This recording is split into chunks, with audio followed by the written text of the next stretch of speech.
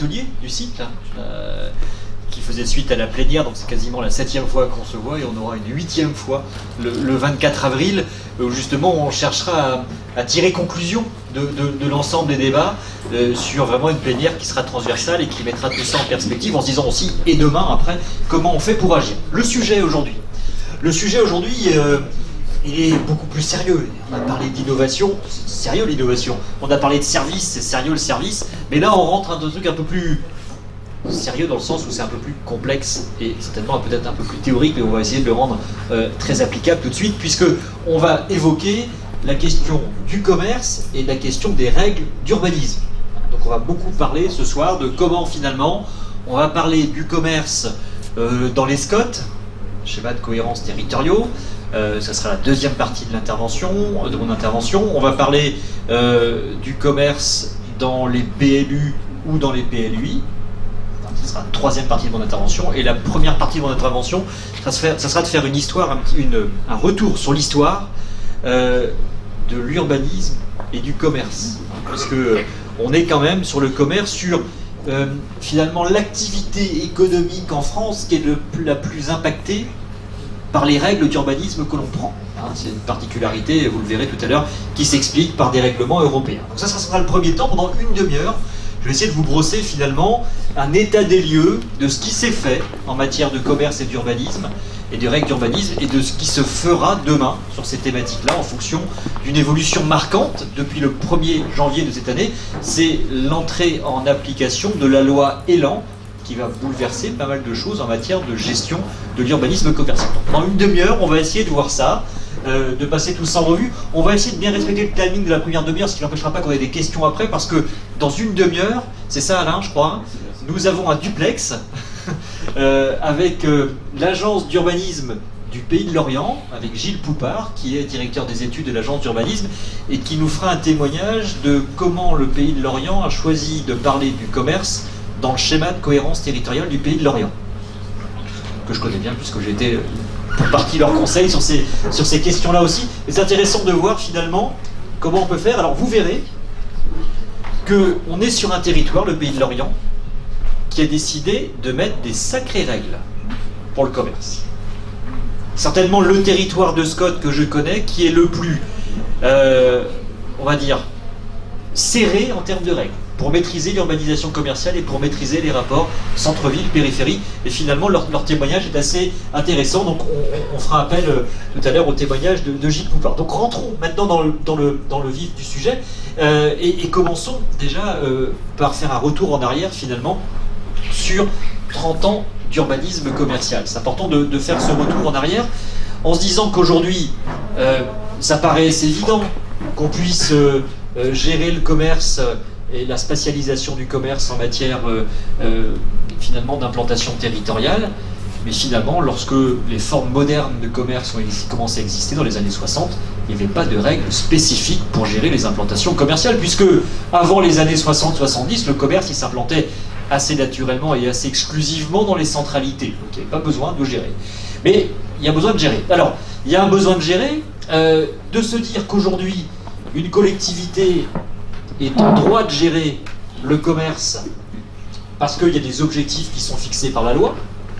Si on prend depuis la loi SRU qui ont été complétées par la loi Allure, par la loi Pinel, etc., tout le cadre législatif a sacrément évolué et la collectivité aujourd'hui, même s'il y a dans les fondamentaux des règles européennes, on y revient tout à l'heure, la question, comment dirais-je, de la liberté d'entreprendre, qui est fondamentale.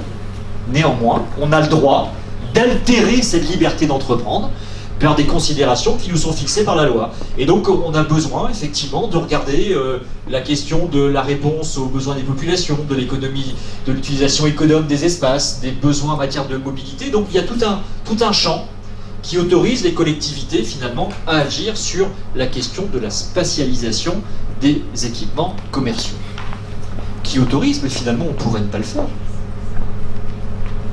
Parce que, est-ce que le marché pourrait se réguler par lui-même? Et globalement en disant, est-ce que si on laissait faire, est-ce que ça marcherait? Il y a des territoires qui ont laissé faire, j'en connais. La conséquence est assez spectaculaire. C'est que finalement, on a un commerce qui se développe à des rythmes souvent assez impressionnants, donc le marché régule rien. Parce que globalement, en matière de commerce, il y a deux choses. Il y a celui qui fait le commerce, qui serait, c'est-à-dire l'enseigne, le commerçant, qui serait plutôt pour une régulation. Et il y a celui qui construit les murs du commerce. Lui qui n'a rien à faire de la régulation, parce que ce qui compte, c'est de construire des murs et de les vendre et de partir aussi sec. Donc même si les murs sont vides après, ça ne les pose pas de problème. Donc c'est pour ça aussi qu'il y a un enjeu. C'est qu'aujourd'hui, le commerce, c'est deux choses. C'est le commerçant et le promoteur. Et les mètres carrés commerciaux construits aujourd'hui, et même les mètres carrés commerciaux déposés dans les CDAC, sont aujourd'hui majoritairement des mètres carrés commerciaux déposés par des promoteurs plus que par des commerçants. D'ailleurs, ça c'est intéressant de voir ce que j'appelle moi les CDAC à blanc. C'est-à-dire on dit voilà, je voudrais faire 1500 mètres carrés de commerce. Qu'est-ce qu'il y aura dedans? Ah ben je ne sais pas encore.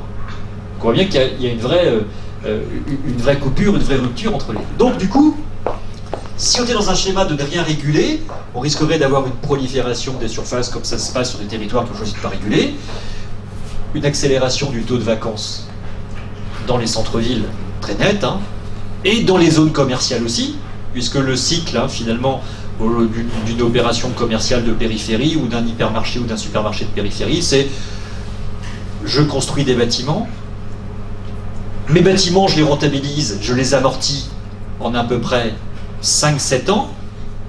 Donc si je reste 15 ans dans le bâtiment, je l'ai amorti 3 fois. Donc j'ai mis de l'argent de côté, puisque l'amortissement c'est fait pour ça. Et donc 15 ans plus tard, ça ne me coûte rien du tout que de le laisser vite pour aller en reconstruire d'autres. Vous voyez? Donc on est dans des effets de cycle comme ça. Donc on voit finalement que sans régulation, on a finalement un commerce qui continue à se périurbaniser, à se périphériser.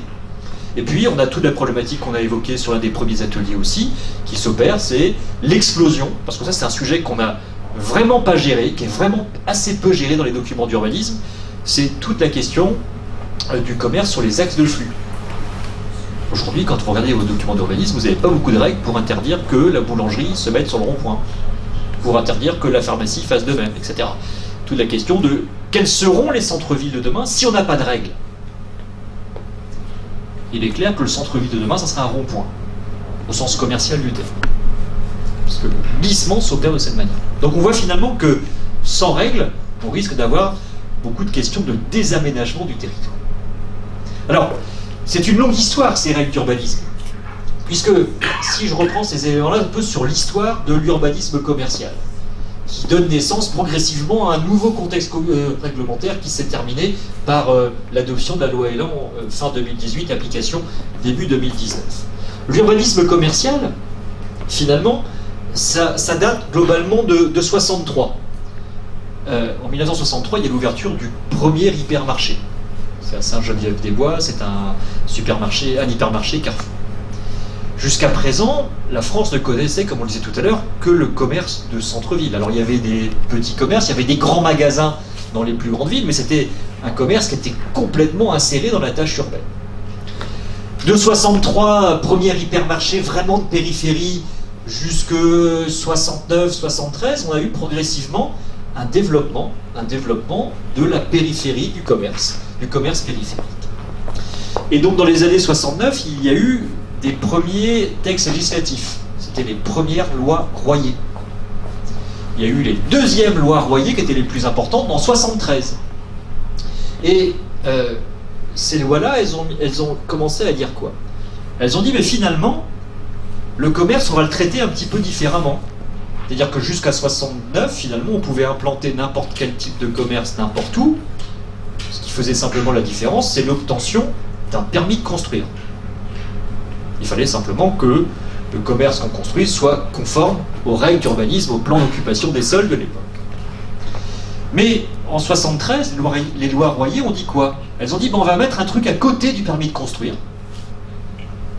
C'est ce qu'on appelait finalement un passage et une autorisation, un certificat d'urbanisme supplémentaire délivré à l'époque par la commission départementale d'urbanisme commercial. À l'époque, ça s'appelait des CDUC. Qui disait quoi? Qui disait tout commerce de plus de 1000 m², pour avoir le droit de s'implanter à un endroit, devra, en plus du permis de construire, avoir une autorisation administrative, qui est donc là, qui était la CDUC. La CDUC, elle jugeait le projet, non pas sur la question de quel type de commerce, mais elle jugeait le projet sur la question des effets sur l'aménagement du territoire. Globalement, c'était ça. Donc, à l'époque, et ça l'était toujours d'ailleurs,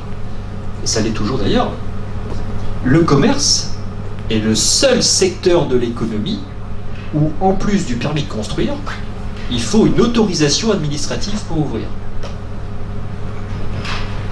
Il y a deux autres secteurs qui sont concernés par ce double. Pharmacien, c'est un peu différent parce qu'on est dans un numerus clausus, c'est un peu différent. Et autrement, il y a l'agriculture, les installations classées, il y a le permis de construire et l'autorisation administrative. Il y a effectivement les usines de type Céveso présentant des risques, etc. Il y a les deux aussi. Mais qui sont là, qui ne sont pas liés à des effets de régulation sur le commerce et des volontés de régulation. Donc, on a fonctionné sur des CDUC, globalement, de 73 jusqu'en 86, et puis mise à jour en 93 après. Dans ces années-là, on s'est rendu compte que finalement, malgré l'autorisation administrative, eh bien, le nombre de mètres carrés commerciaux continuait à proliférer. Et donc le législateur, et à l'époque, dans les années 90, ça a été les lois Raffarin qui ont fait la différence là-dessus, ont été instaurés, non plus le passage en CDUC, mais le passage en CDEC. Alors, ça change quoi le passage en CDEC? Eh bien, on dit globalement, c'est plus au-dessus de 1000 mètres carrés qu'on passe en commission, mais c'est au-dessus de 300 mètres carrés. Donc pour du plus petit commerce. Et puis surtout, on introduit un truc en passage en CDEC, c'est la notion de test économique. On passe de CDUC à CDEC, il y a une lettre qui change, mais ça change tout. C'est-à-dire que, autant dans ces années-là, CDUC ont donné des autorisations sur des critères d'urbanisme, ici, ce sont des autorisations données sur des critères économiques. C'est la notion de test économique qui est introduite dans les législations françaises. Globalement, tu n'auras le droit de t'implanter là, si tu fais plus de 300 mètres carrés, que si tu m'apportes la preuve que tu ne vas pas, finalement, déstabiliser tel autre commerce. Donc là, c'est clairement ce qu'on appelle aujourd'hui du protectionnisme. Et donc, ça a fonctionné de cette manière-là, de 86, mise à jour en 93, jusqu'en 2006. Vous allez voir, 2006, 2007, 2008 ont été des années de grands changements. Pourquoi?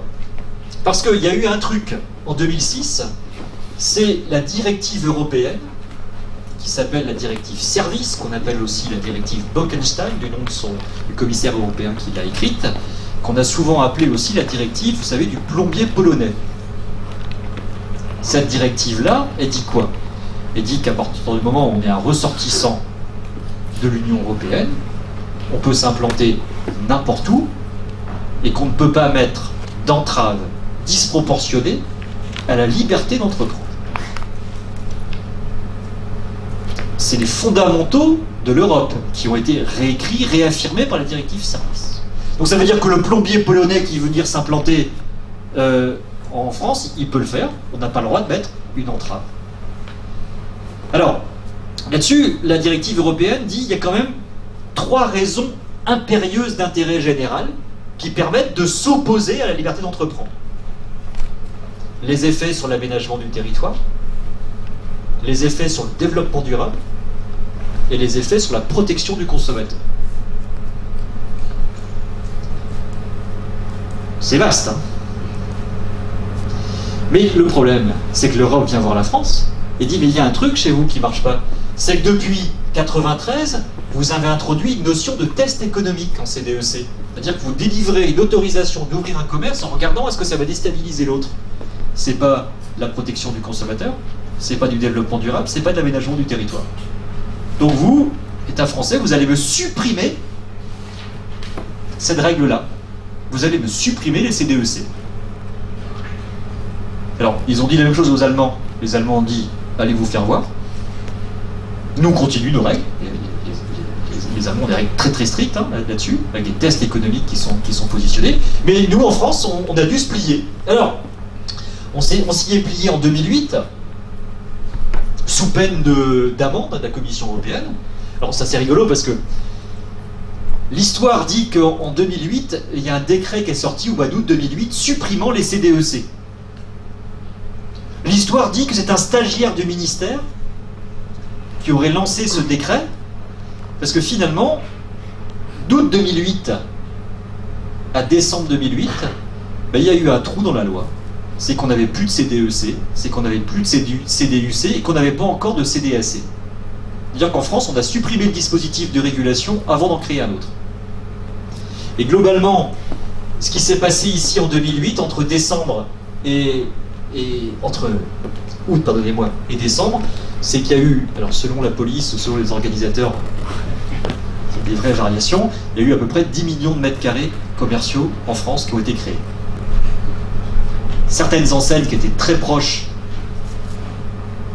du gouvernement étaient a priori au courant, parce qu'il y a certaines enseignes qui se sont agrandies plus vite que les autres. C'était bizarre, elles avaient déjà leur mur qui était prêt à bouger en 2 mois, alors que pour construire un magasin, souvent il faut plusieurs mois.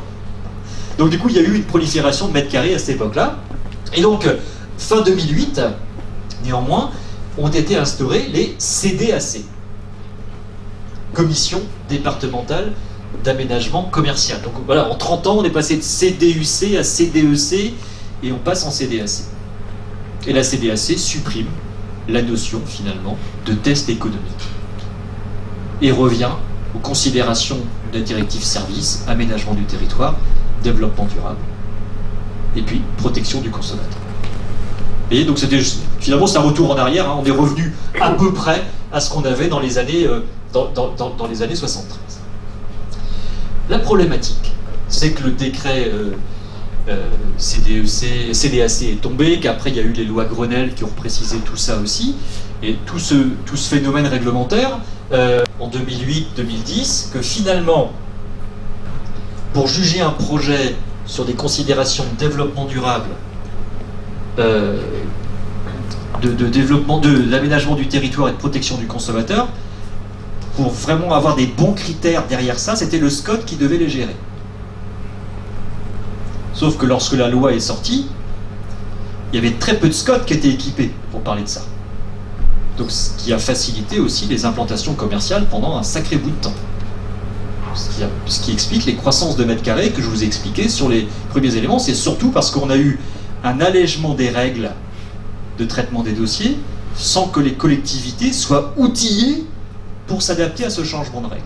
Donc du coup, ça a libéralisé beaucoup les implantations commerciales.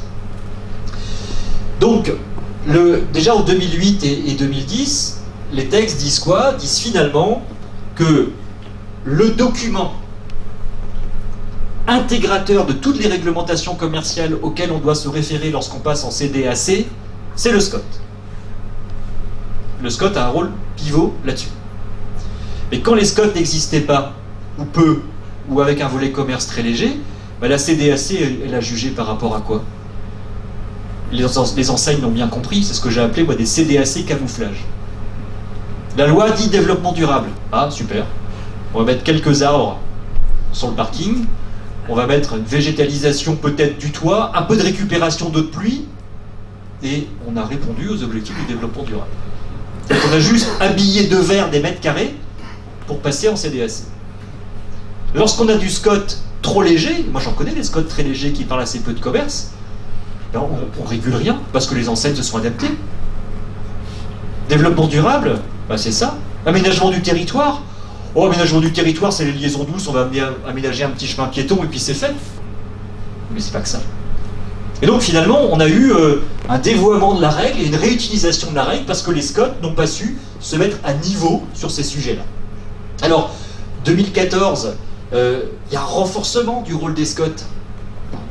À ce niveau-là, avec des allers-retours entre la loi Pinel et la loi Allure à l'époque qui détricote ce qu'une a tricoté, etc. Bref, il y a eu un peu de flottement pendant quelques temps.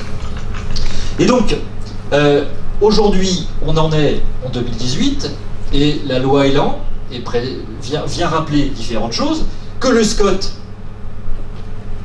c'est le document de référence pour parler de commerce, explique que dans le SCOT, on va y revenir, il y a un volet impératif qui parle de commerce, qui s'appelle, on va y revenir tout à l'heure, le document d'aménagement artisanal et commercial, qui s'appelle le D2AC ou le DAAC ou le DAC, on l'appelle comme on veut, mais on a une obligation aujourd'hui, avec la loi Elan, de parler commerce dans les SCOT. Ce qui devrait permettre justement d'agir sur ces évolutions. Et donc en se disant bien que on a ce que nous dit la loi française, mais rappelons-nous que toutes les discriminations en matière de commerce, puisqu'il s'agit bien de la discrimination, doivent reposer sur les trois arguments fondamentaux, les trois raisons impérieuses d'intérêt général définies par la directive service: l'aménagement du territoire, la protection de l'environnement et la protection du consommateur et de la diversité commerciale. Il y a eu un vrai changement depuis janvier 2018. C'est que le juge européen, c'est ce qui s'appelle l'arrêt Visser, du nom d'un porteur de projet aux Pays-Bas, qui s'est vu retoquer un projet de périphérie par les juges aux Pays-Bas en disant que son projet était contraire à l'objectif de revitalisation des centres-villes et des centres-bourgs. Il a fait appel devant la Cour européenne. La Cour européenne a donné raison au juge hollandais. Et donc maintenant, dans les critères de discrimination du commerce, c'est-à-dire ce qui peut justifier l'opposition à un projet, on a toujours les effets sur l'aménagement du territoire, les effets sur la protection de l'environnement, les effets sur le consommateur et les effets sur les centres-villes et les centres-bourgs. Donc on a vraiment maintenant une argumentation beaucoup plus forte et on va dire une préoccupation et une prise en compte des centres-villes qui est beaucoup plus marquée sur ce sujet. Et donc finalement, dans ce contexte-là, aujourd'hui, les outils réglementaires pour parler de commerce et pour gérer les implantations commerciales sur un territoire, on va les retrouver là. Donc, on a comme pivot le SCOT, avec dans le SCOT un volet document d'aménagement artisanal et commercial. Ce document d'aménagement artisanal et commercial doit définir quoi? Doit définir les secteurs d'implantation périphérique, c'est-à-dire sur quelle zone commerciale on peut mettre du commerce. Et ce DAAC doit définir aussi les centralités urbaines. C'est-à-dire qu'il y a un volet cartographique. J'étais hier à Poitiers, on est dans un SCOT avec ces applications-là, donc on a des zones commerciales. D'ailleurs, c'est assez intéressant. Dans le SCOT de Poitiers, et puis Gilles nous en parlera tout à l'heure sur le... Je salue Gilles en même temps. Sur le SCOT de Lorient, on a eu le même cas. Dans un SCOT, on doit définir les zones commerciales. À Poitiers, l'agglomération du Grand Poitiers, on a 15 zones commerciales existantes. Pour autant, dans le SCOT, on n'a que 10 secteurs d'implantation périphérique. C'est-à-dire qu'il y en a 5 où on dit on ne mettra plus de commerce.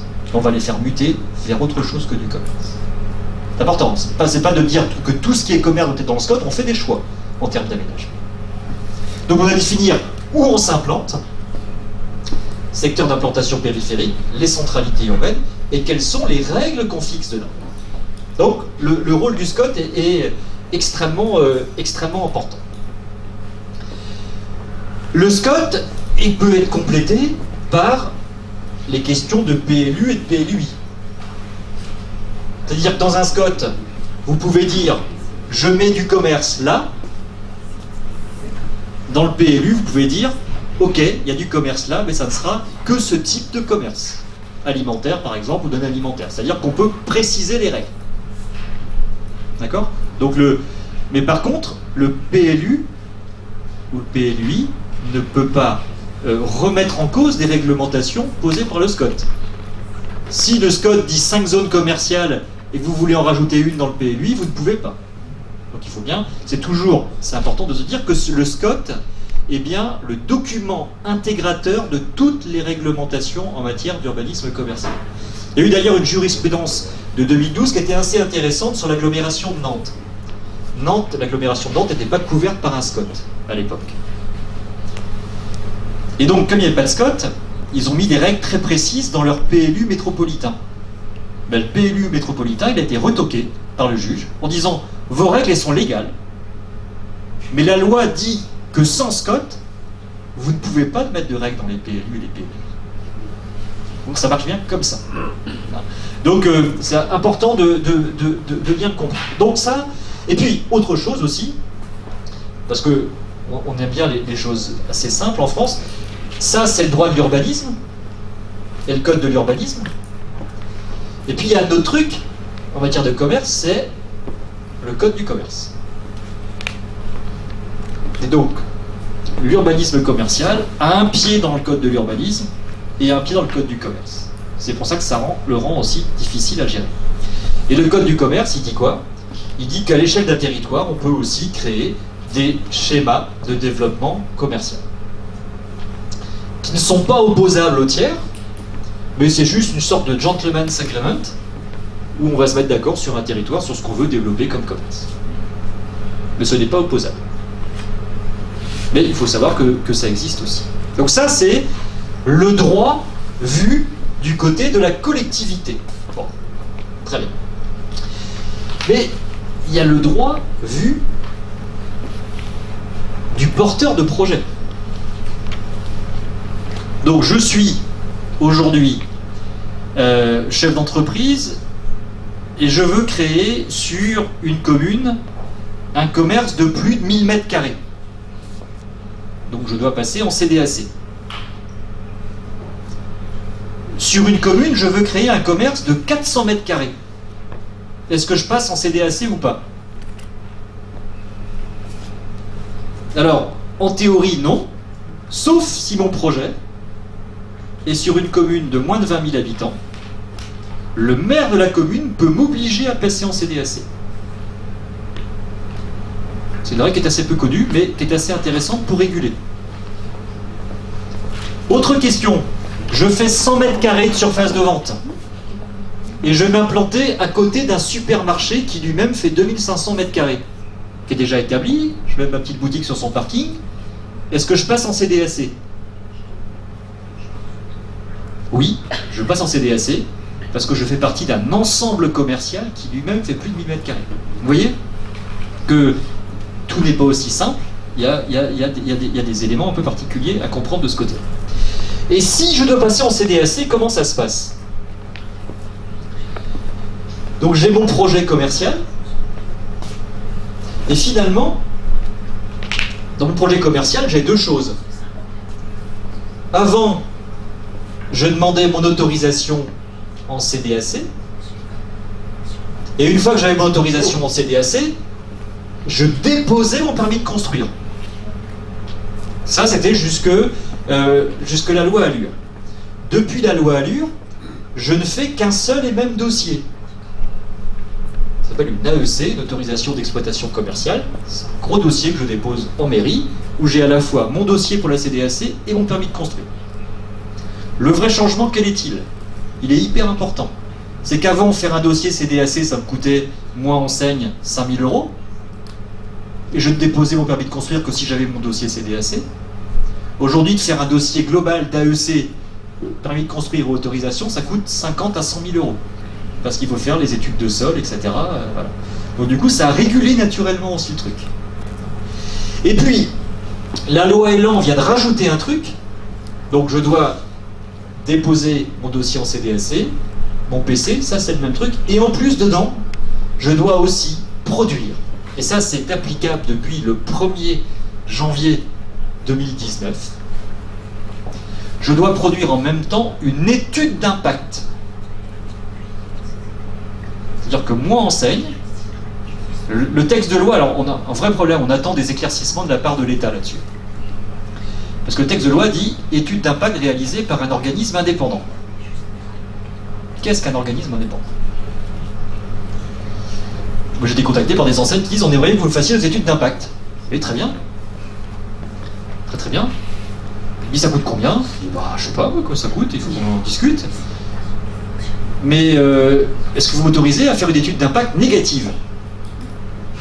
En disant, bah non, le projet aura des impacts négatifs. Ils disent, bah non, si on vous paye, il faut que ce soit positif.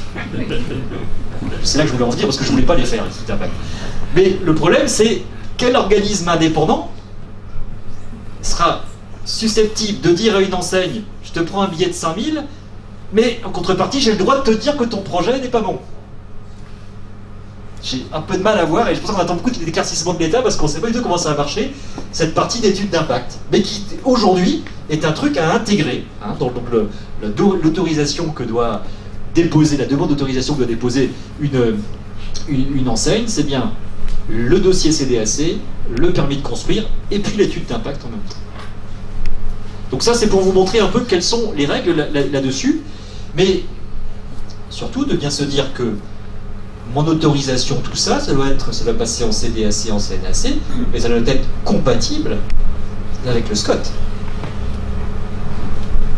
Ça va s'analyser par rapport au SCOT. Et si on n'était pas d'accord avec l'avis rendu par la CDAC, on va passer en CNAC. On va faire un recours au national. Ce qui est intéressant, c'est que jusqu'à septembre 2018, la CNAC était une machine à dire oui. Globalement, quand vous alliez en CNAC, globalement, vous étiez sûr que vous auriez un oui en disant oui, oui, allez-y, allez-y. Il y a eu les élus territoires qui ont dit non, ont été au-delà de leur rôle. Depuis septembre 2018, la CNAC a des consignes qui renvoient aux évolutions de la réglementation en disant que tous les projets doivent être examinés sur les effets sur l'animation de la vie urbaine, des centres-villes et des centres-bourgs. Donc on est passé d'un taux d'autorisation en CDAC d'à peu près 80% jusqu'à 2018 à un taux d'autorisation en CNAC, pardonnez-moi, depuis septembre 2018 qui est plutôt à 20 ou 30%. Et sur Lorient, avec Gilles, on a eu des effets comme ça, justement, où ça a été retoqué en CNAC sur le critère de la protection des centres-villes. Donc ça, c'est un vrai changement dans la lecture aussi des règles par l'État. Donc voilà sur quelques éléments pour bien comprendre. Alors, la loi Elan, et avant d'avoir le témoignage de Gilles, va venir bouleverser va venir compléter pas mal de choses sur ce point-là. C'est-à-dire que la loi Elan, comme je vous le disais, va venir vient renforcer le rôle des SCOT, et que le SCOT devra bien déterminer les localisations préférentielles des commerces en tenant compte de la revitalisation des centres-villes. C'est comme ça que la loi Elan l'écrit. En tenant compte de maintien d'une œuvre diversifiée, répondant aux besoins courants, tout en limitant les obligations de déplacement et les émissions de gaz à effet de serre. Okay. La cohérence entre la localisation des équipements commerciaux et la maîtrise des flux de personnes et de marchandises, et une consommation économe de l'espace. Donc la loi Elan vient encore renforcer le rôle des SCOT. Ça, il faut bien le retenir en tant que tel. Tout à l'heure, on pourra revenir sur des éléments de la loi Elan. La loi Elan va venir aussi renforcer le rôle des PLU et PLUI sur la question du commerce. Déjà qu'on ne manquait pas de texte pour limiter le commerce, ou le maîtriser tout au moins, on en a encore un peu plus. Donc c'est plus un problème, il manquerait un texte de loi pour que ça fonctionne. Non, tous les outils existent aujourd'hui, simplement il faut qu'on ait la volonté ou pas de le mettre en œuvre. Dans le PLU, on peut, donc là, il y a toutes sortes d'orientations possibles avec des OAP, etc. On pourra y revenir tout à l'heure. Et puis, ce qu'a créé aussi, et je terminerai là-dessus avant de passer la parole à Gilles, ce que la loi Elan, et c'est important, a créé, ce sont les ORT. Alors, excusez-moi, dès qu'on parle de texte de loi, on a beaucoup de sigles. C'est les opérations de revitalisation territoriale. Alors les opérations de revitalisation territoriale, sur Lens, Bruay, Béthune, vous les connaissez. Puisque les opérations de revitalisation territoriale, c'est finalement le véhicule du plan Action Cœur de Ville.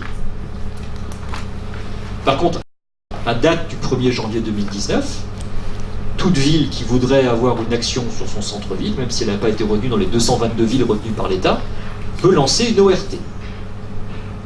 Donc une ORT qui est une action, en tout cas un programme qui va intégrer les équipements publics, la transformation du centre-ville, l'intervention immobilière foncière, etc.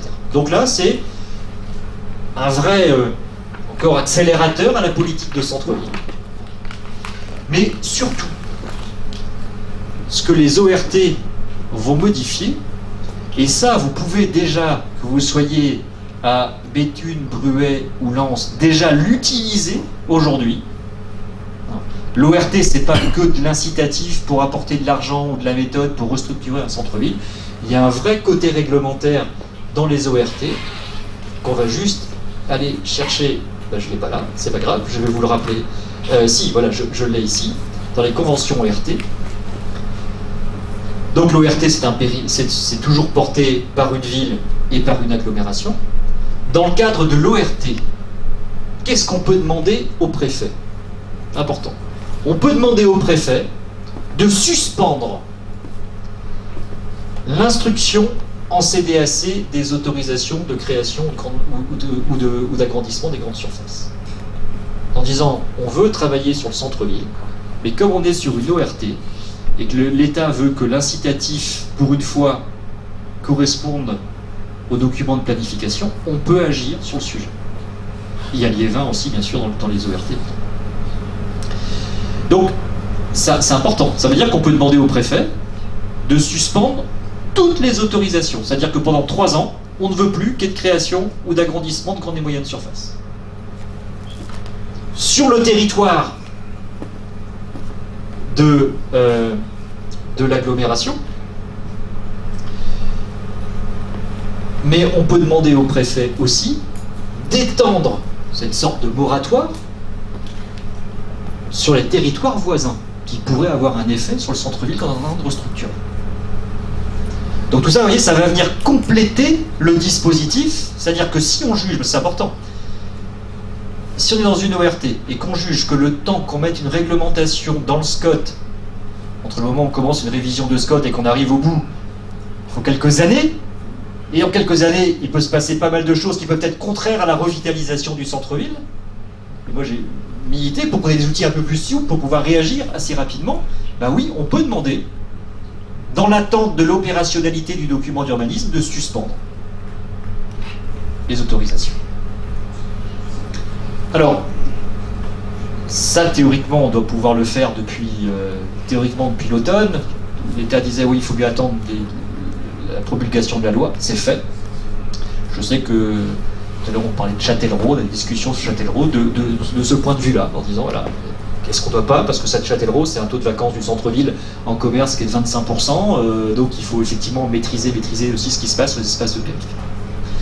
Donc tout ça pour vous montrer qu'on ne peut pas dire qu'en France, on manque d'outils pour gérer les implantations commerciales. Le sujet, il est double. On a les outils, il y a la question de la volonté, et puis une autre question au-delà de la volonté, qui se pose souvent aux élus, c'est de se dire, est-ce que la fixation de règles, ne fera pas fuir les investisseurs? C'est une vraie question qui est toujours posée. Quand on écrit un volet commerce de SCOT, à un moment, avant de le valider, on se dit, ouais, mais si je sers de trop, je fais fuir l'investisseur. La question pouvait se poser il y a 10 ans. La question ne se pose plus aujourd'hui. Rappelez-vous qu'on a dit qu'il y avait une offre qui était supérieure à la demande. L'investisseur, il a besoin d'être protégé. L'investisseur qui vient là, il a besoin de savoir ce qui se fera là ou ce qui ne se fera pas là, parce qu'autrement, il ne viendra pas là. Donc au contraire, sur les villes moyennes qui ont des marchés un peu compliqués en matière de commerce, la question de la règle sera essentielle. Parce que la règle, elle servira aussi à protéger ceux qui viennent, et pas à faire fuir. Je crois que c'est important de bien rappeler ce changement-là, et que finalement, la règle donne aussi un cap dans la stratégie que l'on veut avoir pour l'urbanisme commercial. Et puis on a bien vu, et je vous le rappelais en introduction, les effets assez désastreux d'un manque de régulation, en tout cas sur la spatialisation du commerce. Donc voilà un peu ces éléments de contexte, pour bien qu'on prenne en compte, pardonnez-moi, les spécificités du commerce. C'est-à-dire le commerce, c'est une activité économique qu'on régule en faisant attention de ne pas être disproportionné par rapport à la liberté d'entreprendre. Ça, c'est un vrai sujet. Il y a des critères à respecter. mais que si ces critères sont respectés, on peut aller relativement loin dans la régulation. Et donc, et puis on pourra débattre après, mais justement pour illustrer tout de suite les questions de régulation, Gilles, tu nous entends? Et nous, attends, nous on t'entend pas. On va pousser le son.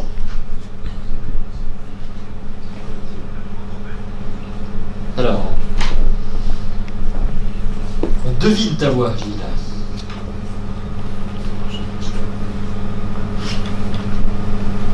Alors on doit l'avoir sur l'ordi ou sur l'écran, le son? Non, Sur ça? Bon. Petit qui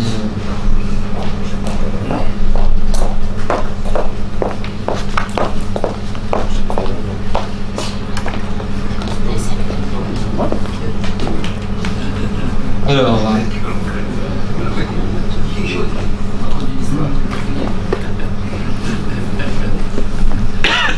Gilles, est-ce que tu peux essayer de parler? Non?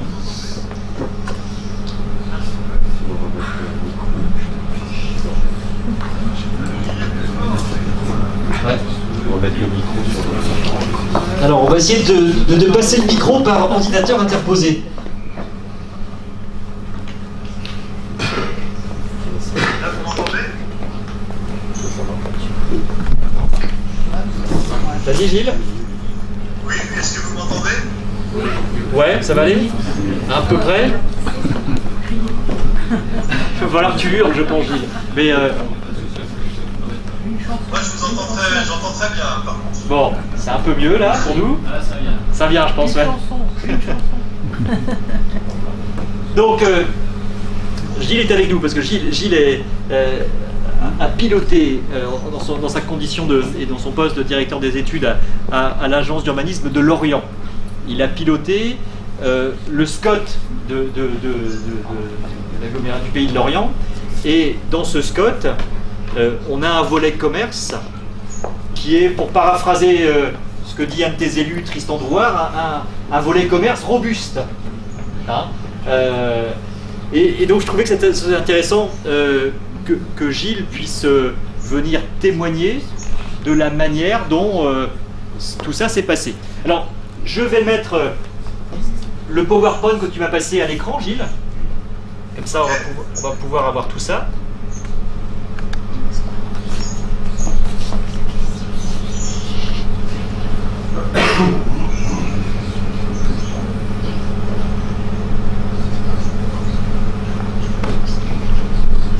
Voilà. Donc, Vous dites quand c'est bon?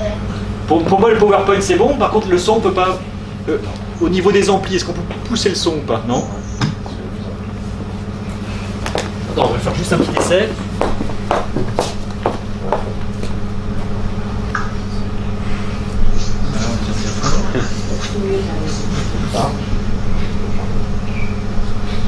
Vas-y, Gilles. C'est bon? Ouais, vas-y. Vous m'entendez bien? On t'entend. C'est mieux, c'est mieux. Poussez à fond. Ah, c'est mieux. C'est mieux, j'ai poussé à fond. Voilà. Je vais essayer de me rapprocher. Là, c'est mieux comme ça? C'est mieux comme ça, c'est mieux comme ça. Ouais. D'accord. Donc, j'attaque? Vas-y, vas-y. Donc, il y a ton PowerPoint est affiché. Donc, et tu me fais signe, je déroulerai au fur et à mesure. D'accord. Peut-être avant de commencer, déjà de vous remercier de l'invitation à cet atelier. Donc merci à David et puis merci à l'agence de Véhicule. Par contre, si vous pouvez régler la caméra, parce que là je ne vois plus personne. Alors attends. Ah, c'est bien, voilà, c'est très bien. C'est bien comme ça? Je vous vois, oui. Très bien, donc en fait, peut-être avant de rentrer dans le PowerPoint proprement dit, c'est de rappeler que nous, à Lorient, on est parti, on est arrivé à ce SCOT en 2018, mais on a eu d'abord une charte commerciale en 2014. Cette charte commerciale était au niveau aussi du pays de Lorient, mais n'avait pas de valeur juridique. Et donc on a souhaité après rentrer dans une phase réglementaire, et c'est là qu'on a fait appel à David Lestou qui nous a accompagnés. L'idée de départ, c'est qu'on est parti en fait aussi, avant même cette charte commerciale, pour préparer cette charte, on est parti un peu comme vous, sur des ateliers, des observatoires et des conférences sur le commerce. Vous m'entendez bien? Oui, c'est bon, c'est parfait, c'est parfait. D'accord.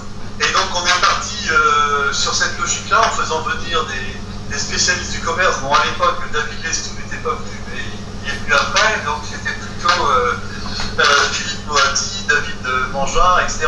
pour justement une prise de conscience dans ces ateliers où on avait à la fois des élus, des techniciens des collectivités, des techniciens de la Chambre et des élus de la Chambre de commerce sur cette histoire de surproduction de mètres carrés et de fait qu'on était en situation de suroffre commerciale. Et ça a été une prise de conscience qu'on n'osait pas auparavant vraiment formuler et qui a été à l'origine de la charte. Un peu ce que j'ai entendu tout à l'heure de ce que disait David, c'est qu'on peut réguler et qu'il faut freiner les choses. Et après, l'autre aspect qui nous a poussé et qui a poussé les élus à faire un document réglementaire assez fort, parce qu'on avait échoué auparavant dans le SCOT de, moi j'étais pas là, mais dans le SCOT de 2006, qu'il y avait eu sur l'Orient, c'est le commerce qui avait failli faire exploser le SCOT, c'était un sujet, une pomme de discorde entre les élus sur est-ce qu'on régule pas, etc. Ça avait été un sujet de discorde.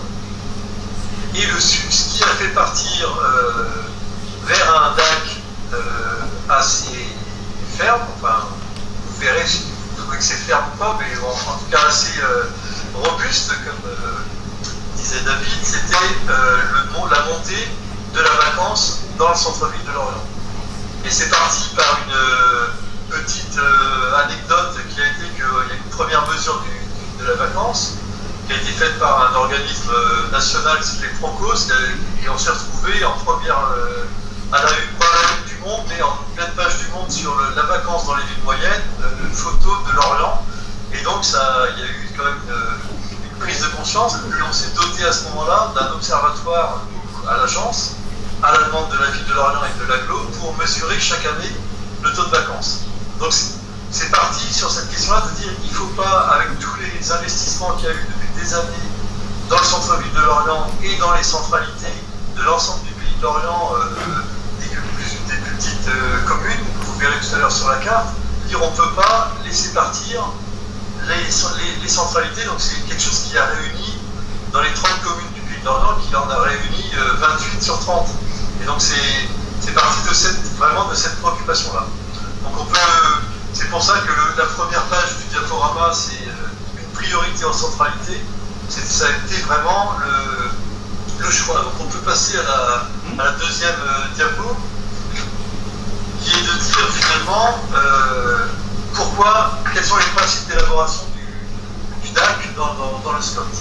Donc le premier, c'est ce que je viens de vous dire, c'est sur préserver les centralités, un élément clé du vivre ensemble, que ce soit, on appelle ça centralité, et c'est passé dans le langage courant, alors qu'avant on était centre-ville, centre-bourg, c'est-à-dire c'est le même combat, finalement c'est la même logique entre le centre-ville de Lorient, dans une ville de 60 000 habitants, et le centre-ville par exemple de Plouay qui va faire 5 000 habitants. C'est la même logique, c'est que les élus ne veulent pas que leur centre-ville parte en sucette et qu'on se retrouve avec des zones périphériques finalement ultra dominantes. Deuxième chose, c'est sur la question du renouvellement urbain, de lutte contre l'étalement urbain, ce qui est plus classique. Et puis on avait aussi dans nos zones d'activité la volonté de maintenir une forte vocation productive. On est dans le Pays de Lorient un peu comme chez vous, même si c'est moins fort, un territoire quand même industriel, de construction navale et d'industrie, et avec le souhait de maintenir ces vocations industrielles. Et que si on laissait ouvertes les possibilités pour le commerce de s'implanter partout, non seulement dans les zones commerciales pures, mais également dans les zones d'activité, on avait un risque d'éviction. On avait même parlé dans l'ancien SCOT d'un risque de colonisation des zones d'activité par le commerce, et de dire là l'industrie ou l'artisanat de production, parce que c'est pas que les grands sites industriels, mais aussi l'artisanat de production, ne peut pas lutter contre le commerce en termes de prix des terrains et tout ça. Donc il y aura un effet d'éviction. Et puis une quatrième chose, qui était vraiment évidemment, comme pour vous, le fondement d'un SCOT, c'est de dépasser l'échelle communale en se disant bien que chaque implantation dans une commune, on dépasse, c'est pas le maire évidemment est responsable dans sa commune, mais ses décisions vont avoir un impact sur la commune voisine, et de dire pour le commerce, comme pour le transport, comme pour d'autres sujets, mais spécialement pour le commerce et le transport, l'échelle communale ne suffit pas. Il faut passer à l'échelle suivante. Donc, sur le principe du diagnostic, tout le monde est d'accord. Sur le principe que la régulation, il faudra aussi la faire en tenant compte de ce qui se passe à côté. C'est là où ça a pris un peu plus de temps. Donc on peut passer, si vous voulez bien, à la troisième diapo, où en fait, c'est une règle qui n'a l'air de rien, mais qui va structurer l'ensemble du document. C'est-à-dire qu'on a trois grands types d'espaces dans le DAC. Les centralités commerciales, centre-ville, centre-bourg et quartier, qui sont définis, qui sont localisés dans le DAC, mais qui seront précisés dans le contour exact, sera défini dans le PLU. Les zones d'aménagement commercial, et puis le reste. Mais ça veut bien dire qu'il n'y a que deux types, finalement, d'espaces où le commerce pourra s'implanter. C'est les deux premières, soit les centralités commerciales, soit les zones d'aménagement commercial. Tout ce qui est hors de ces deux espaces, donc le diffus, tout ce qui est le long des axes routiers, tout ce qui est dans les zones d'activité qui ne sont pas estampillées commerciales, interdiction d'implanter des nouveaux commerces. Parce que cette règle-là, le problème était aussi qu'il fallait lutter d'un côté, ce qui fragilise, on peut pas dire ce qui va tuer les centralités, mais au moins qui les fragilise, c'est les implantations dans les grandes zones périphériques, mais aussi le diffus, le long des axes routiers, le long des déplacements, domicile-travail et tout ça, et notamment l'alimentaire, les boulangeries, tout ça qui se fait le long de ces axes routiers et qui viennent percuter directement les zones, les centralités. Et donc la règle, c'est que pas de diffus, pas le long des axes routiers et pas dans les zones d'activité. Alors ça ne veut pas dire que les commerces existants doivent partir, évidemment, mais qu'on ne peut pas implanter de nouveaux commerces. Alors on peut passer à la carte, à la diapo d'après, où vous avez une carte, donc, je ne sais pas si vous voyez bien. On a les zones commerciales qui sont en vert, c'est ça? Voilà, donc on a les ACOM qui sont en vert, donc avec, vous voyez la mer, vous avez une île, c'est l'île de Groix en bas, la mer, et puis il y a la rade de l'Orient, donc le grand point rouge, c'est la centralité de l'Orient, et vous voyez la particularité, c'est qu'à la centralité de l'Orient, bon, évidemment, il n'y a pas de grande zone, c'est notre avantage, c'est que dans la mer, on n'a pas de grande zone commerciale. Donc on doit juste veiller à ce qui se passe au nord et des deux côtés du centre-ville de Lorient, qui sont donc une grande zone périphérique qui est sur la commune de Lorient, c'est la zone que vous voyez côté ouest, c'est ce qu'on appelle l'Orient Nord, et puis une grande zone, un grand carré vert qui est sur le côté est, un peu au nord de Lorient, qui est la zone de l'Anester, ces deux grandes zones ont à peu près le même poids, et ce qu'on a voulu plaider dans le SCOT, et David nous a aidé à faire ça, c'est-à-dire, en fait, ces trois territoires, ces trois pôles, le centre-ville de Lorient et les deux grandes zones commerciales sont dans le même bateau. Ce qui se passe dans les grandes zones commerciales a un impact direct sur le centre-ville de Lorient, et ces trois pôles sont les trois principaux pôles commerciaux, et ceux qui rayonnent à l'échelle de l'ensemble du pays d'Orient, voire un peu au-delà. Par contre, les autres zones, par exemple une zone plus petite que vous trouvez un peu plus à l'est, qui est sur la commune d'Enbon, elle a un rayonnement qui est plus petit, qui est intercommunal, qui rayonne sur le côté est, mais qui ne rayonne pas sur l'ensemble. Donc ça, dans le diagnostic, on a aussi insisté sur le fait que ces trois zones étaient au même rang, au même niveau de polarité, et que donc, dans une période, comme l'a dit, je suppose, David Lestou, que l'offre est supérieure à la demande, on se retrouve dans des vases communicants entre ces trois pôles. Si on laisse le développement se faire de façon importante dans les deux grandes zones commerciales, il y aura un impact sur son taux. La difficulté, évidemment, de l'exercice, c'est que pour la zone de l'Orient Nord, c'est la même commune, c'est l'Orient. Ils peuvent comprendre qu'il faut réguler la zone périphérique. Par contre, pour la grande zone périphérique côté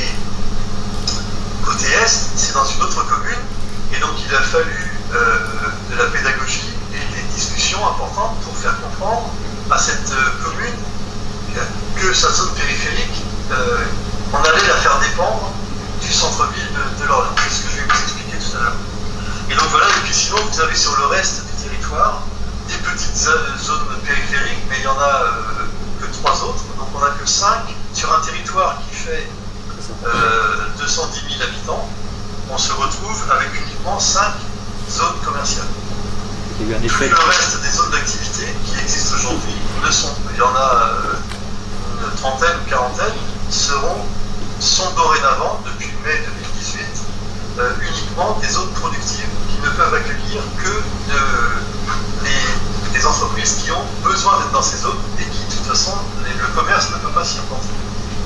Alors, dernière chose, le passage suivant, c'est sur les centralités commerciales. Donc, on a défini 5 niveaux de centralité commerciale. La règle pour les centralités est assez simple, c'est que tout est permis dans les centralités, qu'il n'y a aucune limite et qu'on peut mettre évidemment tous les types de commerce dans les centralités puisque le but est de favoriser les implantations en centralité. On a juste mis pour les centralités les plus petites, centralités de type 3, de type 4 et de type 5, une taille maximum de surface pour éviter de bouleverser l'armature urbaine et la hiérarchie des communes, mais sinon il n'y a pas de conditions d'implantation, il n'y a pas de quota, il n'y a pas de typologie de commerce. Donc là c'est des règles, c'est open bar pour les centralités. Bon, pour rappeler Gilles, les centralités de type 5, c'est des communes qui font au maximum 2000 habitants, je crois. Ouais, c'est ça, ou alors des quartiers des grandes communes, les quartiers de la Nester et les quartiers de Lorient. C'est une toute petite commune ou alors des centralités de quartier. Sur la carte suivante, donc vous avez l'ensemble des centralités, l'ensemble des ACOM qui sont identifiés. Et puis, donc je vais passer, puis on verra après dans le débat, on peut passer directement à la diapo suivante, qui sont les règles dans les 6 ACOM, puisqu'on a 2 grandes ACOM, qui sont les ACOM qu'on appelle de type 1, donc les 2 dont je vous ai parlé, qui sont de même niveau que la centralité de type 1 qui est le centre-ville de Lorient, qui sont le type 1 et dans la même logique. Et puis une ACOM de type 2 qui est la 3e zone commerciale qui est de niveau inférieur, et puis après les 3 qui restent sont des zones commerciales périphériques, mais de communes autour de 5 000, 6 000 habitants qui ont une petite zone commerciale en périphérie. Donc, dans ce qu'on a interdit dans les ACOM, pour toutes les ACOM, c'est on ne peut pas mettre de petits commerces, avec une règle un peu qu'on a prise à Brest, qui avait cette logique-là, c'est la périphérie, c'est pour le grand commerce, le petit commerce, c'est réservé aux centralités. Donc, en dessous de moins de 500 mètres carrés, on ne peut pas aller dans les centralités. Donc, Deuxième règle, on ne peut pas aller dans les ACOM. On ne peut pas aller dans les ACOM. On ne peut pas aller dans les ACOM. On ne peut aller que dans les centralités. Deuxième règle, c'est que les nouveaux commerces ne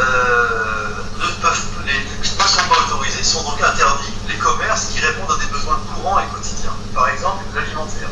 C'est-à-dire qu'on ne peut plus ouvrir de supermarchés, d'hypermarchés, de boulangeries, de boucheries, de magasins bio, etc. Dans les zones périphériques. En se disant que ça, c'est un des atouts importants des centralités, c'est ce commerce alimentaire. Des élus, parce qu'évidemment il y a eu beaucoup de débats avant d'arriver à ces règles, certains élus locaux voulaient aller plus loin et dire on interdit aussi le culture loisir, on interdit aussi l'équipement de la personne, etc.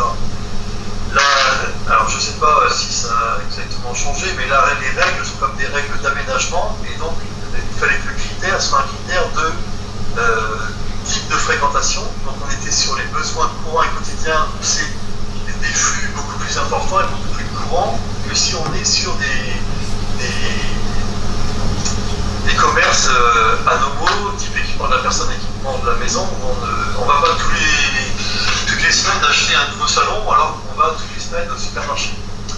Et donc les besoins courants et quotidiens, ce qui inclut l'alimentaire, mais ou bien un léger flou, mais que les PLU peuvent préciser. Je vais allumer la lumière chez moi et je vous dis que je reviens.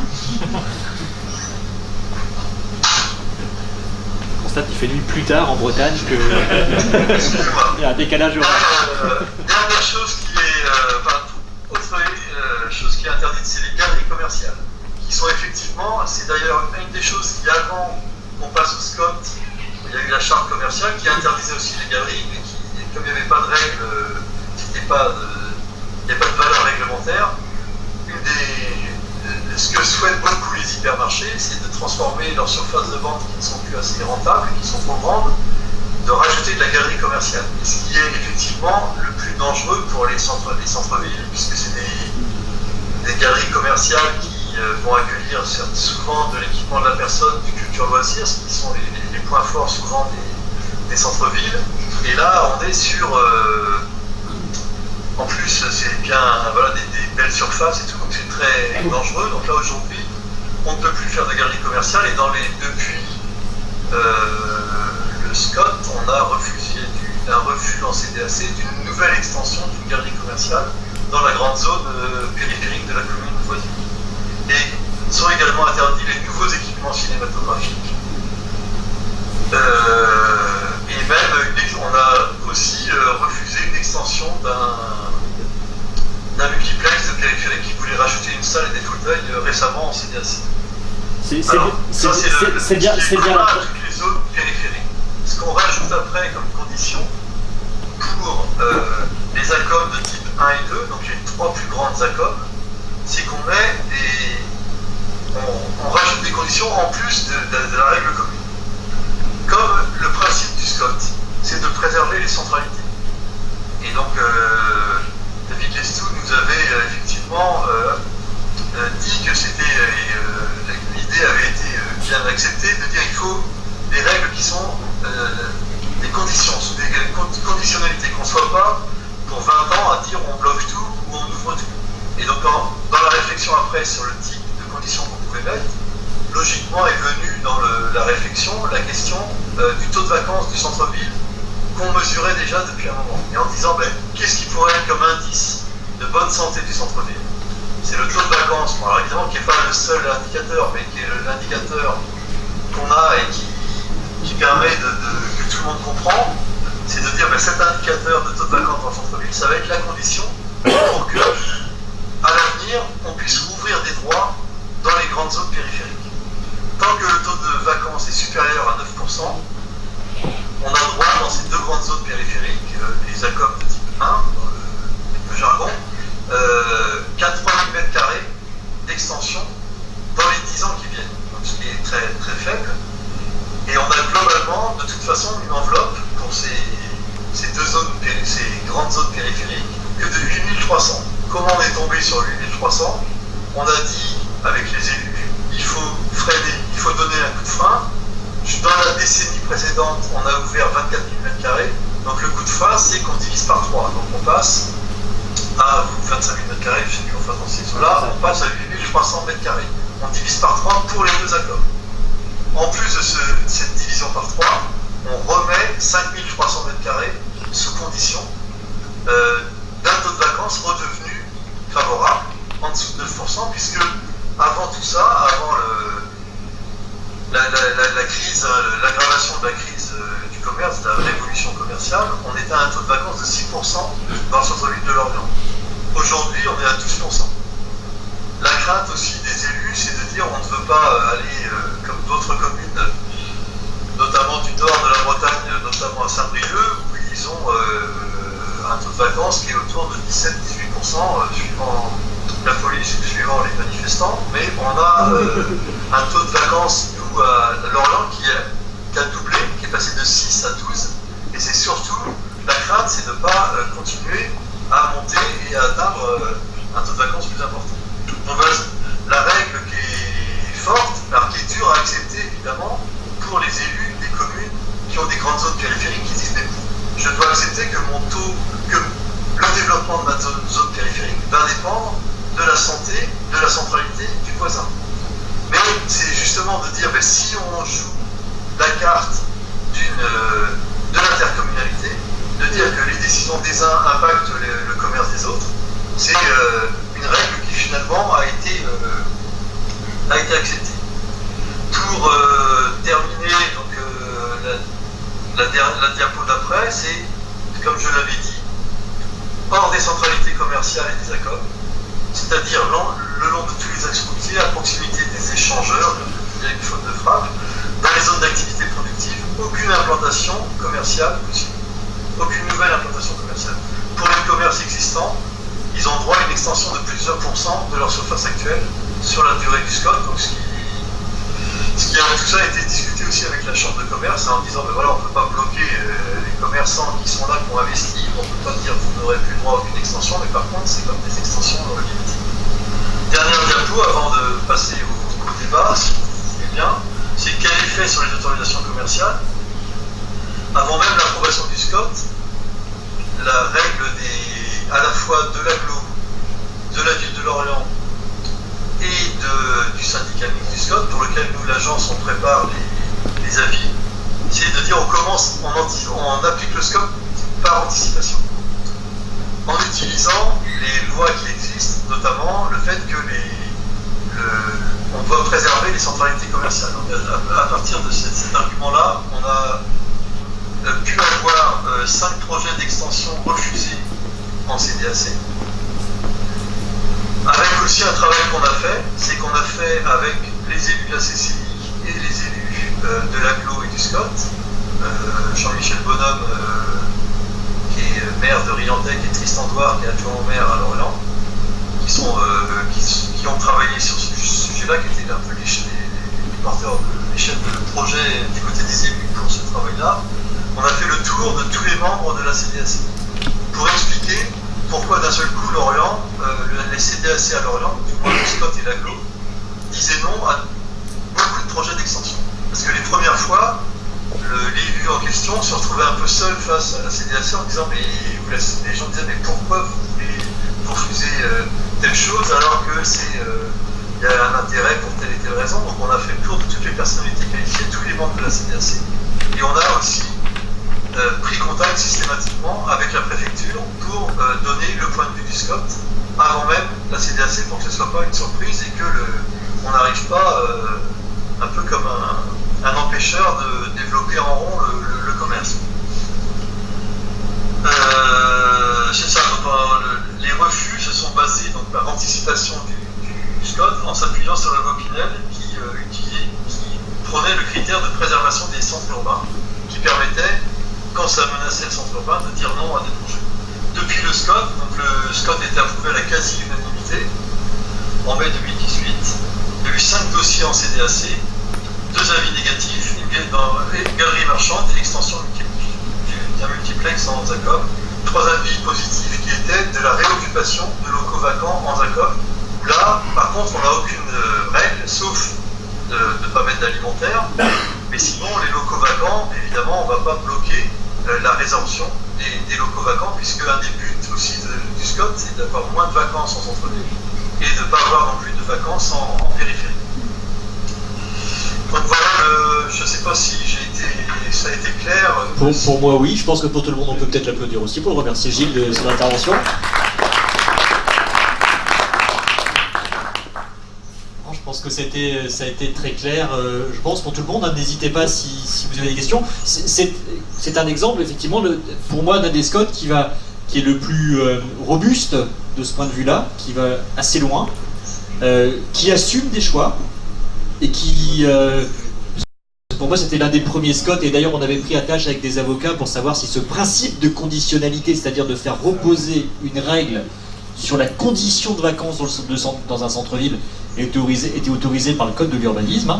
C'est autorisé par le Code de l'urbanisme à condition que ce taux de vacances, ça soit publié chaque année, à la même époque, par un organisme indépendant qui est justement l'agence d'Urba qui sort cet observatoire. C'était vraiment la condition. Et on est dans... Pour compléter, excuse-moi, Vas-y. C'est évidemment l'agence, comme vous savez, un organisme indépendant, mais c'est bien aussi de le faire à plusieurs, parce que ce taux de vacances, donc on le mesure avec la chambre de commerce et avec une agence immobilière ou toute agence immobilière qui veut vérifier avec nous, et on fait un relevé de la vacance dans les zones concernées, donc le centre-ville de Lorient et puis d'autres accords, pour que n'y ait pas de soupçon en disant l'agence d'urbanisme est financée par l'agglo et donc ils font un taux de vacances qui les arrange, etc. On a un taux de vacances avec photo qui est mesuré chaque année, avec une photo de l'ensemble des commerces vacants et validation commerce par la CCI et par l'agence immobilière qui elle-même faisait des relevés des commerces à vendre. Donc on a après, comme le dit David, un vote en syndicat mixte du SCOT en disant le taux de vacances, ce qu'on va faire la semaine prochaine, le taux de vacances pour l'année qui vient, pour l'année 2019, sera et de temps pour le centre-ville de Lorient, de temps pour les 4 centres-villes dont dépend la deuxième zone, la ZACOM de type 2, qui est un peu à l'est, et donc ce qui permet de dire c'est autorisé ou pas pour l'année qui vient. Est-ce que vous avez des questions, Agile, monsieur? Le taux de vacances, c'est un nombre de commerces ou c'est des surfaces de commerce? Alors le taux de vacances, c'est un nombre de commerces parmi l'ensemble des commerces existants, c'est le pourcentage de commerces vacants qui sont devenus inactifs. On n'est pas rentré dans les surfaces, on est uniquement sur le taux. Avec malheureusement une tendance dans les centralités qu'on observe qui reste quand même à la hausse. Il y a une petite stabilisation l'année dernière, mais donc le coup de frein n'a pas encore produit tous ses effets, même s'il limite la casse parce qu'on a empêché quand même pas mal de gros projets. Un des points aussi que je voulais rajouter, ce qui a vraiment frappé les élus, c'est la poursuite des projets alors qu'on est déjà en surdensité. C'est-à-dire que même si les besoins sont largement satisfaits, ça n'empêche pas les porteurs de projets de venir voir les élus pour dire il vous faudrait un agrandissement, le commerce c'est plus assez confortable, etc. Il faut de nouveau des commerces. Et donc d'arriver à décoder et à se dire ça c'est la logique normale de développement d'une enseigne. C'est pas la logique de l'aménagement et nous, il faut avoir les stats et les moyens de dire mais on est déjà largement au-dessus de la moyenne, donc il n'y a pas de raison de continuer à ouvrir des nouveaux commerces, notamment aussi pour des petites communes, du commerce en périphérie, puisqu'on avait un projet dans une commune de 10 000 habitants, un Super U qui fonctionnait très bien en centralité. On avait prouvé que ce Super U était la locomotive de tout le commerce de centre-ville. Il n'empêche que ce le patron du Super U voulait se mettre en périphérie de la ville pour capter des flux qui lui échappaient. Et il y a eu un nom en CDAC qui a permis justement d'éviter ça, parce qu'on était là sur une déstabilisation d'une commune qui avait un super centre-ville. De bien expliquer aussi par rapport à ce que dit Gilles, que les motivations de l'opérateur qui dépose un dossier en CDAC ne sont pas que des motivations de chiffre d'affaires. Hein. Il y a différentes motivations. Il y a la motivation immobilière, qui est un vrai sujet. Les promoteurs construisant de la surface commerciale, ce qu'il leur importe, c'est de la louer, voire de la vendre. Mais il faut bien voir qu'un promoteur, s'il construit dans une société civile immobilière soumise à l'impôt sur les sociétés, s'il a de la vacance, ça lui permet de payer moins d'impôts. Donc effectivement, un promoteur qui a dans ses cellules commerciales de périphérie 10% de vacances, fiscalement c'est super intéressant pour lui. Vous voyez, donc il faut aussi décoder cette logique-là. Hein, donc c'est la croissance des surfaces dont les dossiers sont déposés par des promoteurs. Deuxième, je vous passe la parole après, et deuxième élément qu'il faut bien intégrer aussi, c'est la question du commerce qu'on appelle le commerce déterritorialisé. Hein, je crois que je vous en avais parlé déjà, en se disant, l'objectif d'une enseigne peut être d'avoir plus de mètres carrés, même s'ils ne feront pas beaucoup plus de chiffre d'affaires. Simplement pour peser plus en termes de négo, en bout de chaîne ou en aval, en amont plus exactement, auprès des fournisseurs. L'exemple de Decathlon d'ailleurs est assez intéressant par rapport à ça.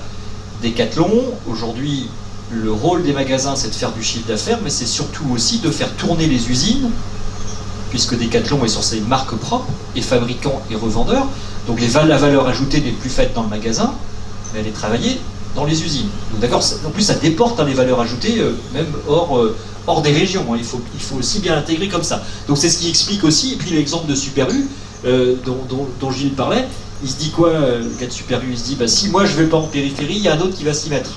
Donc c'est la troisième stratégie d'occupation de terrain, qui est là ancestrale dans l'urbanisme commercial. Voilà. Et pourquoi on permet justement, on permet aux promoteurs de payer moins d'impôts si c'est vacant? C'est quoi cette loi? Vous imputez des déficits fonciers. Voilà. Je ne vais pas rentrer dans le détail comptable, mais vous imputez du déficit foncier, vous avez un déficit d'exploitation. Donc si vous gagnez beaucoup d'argent, je vous dis, si vous avez une société civile qui est propriétaire de 3 locaux ici, 4 dans le centre-ville de Marseille, etc., peut-être qu'à Marseille ils sont loués, et qu'ici ils sont vides, mais finalement ça va vous dégréver, vous allez avoir des charges à passer. Voilà, c'est aussi un phénomène. C'est président. Oui, donc vous avez approuvé votre SCOT à la quasi-unanimité en mai 2018, et vous nous dites que vous aviez appliqué de façon anticipée en CDAC les prescriptions de ce SCOT, de ce nouveau SCOT.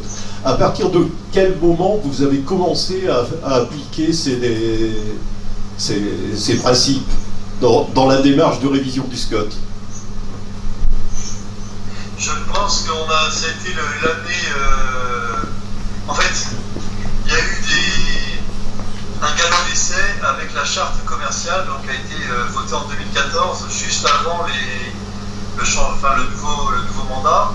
Le temps que cette charte soit reprise, on est arrivé fin 2014, début 2015, les élus avaient changé. Et donc il y a eu des tentatives de non en CDAC mais qui n'ont pas fonctionné. Mais quand le SCOT a commandé, il y a eu un document qui a déjà été arrêté, etc.